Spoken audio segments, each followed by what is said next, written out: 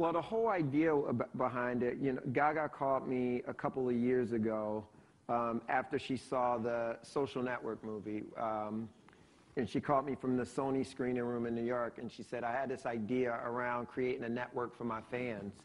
And I ended up calling a couple of my friends in Silicon Valley, and they said, send me your data. Let me see what your data looks like.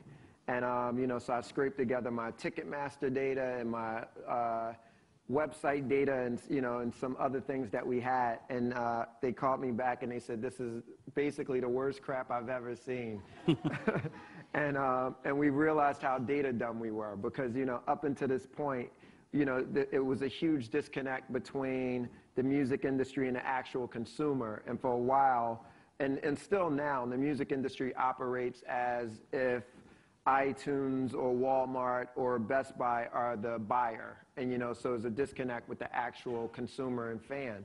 So when a fan would go into the store and buy an album, you don't know whether they really even listen to the album. You don't know what songs they skipped. You don't know what other songs they bought while they were in music they bought while they were in the store.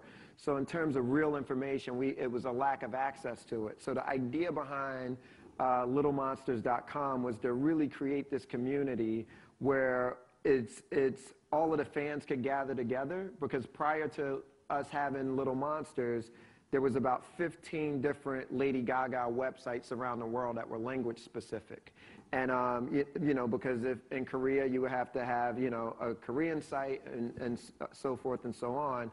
But, the first problem that we solved with littlemonsters.com was the translation, where we created real-time translation so fans from all over the world can talk to each other at the same exact time and not even know they were speaking in different languages. So, and then on top of it, to be able to sell our concert tickets through there, we're getting ready to enable the users to be able to stream music through there. So basically, this will be an all-encompassing site and really the central touch point for all things Lady Gaga. And then you were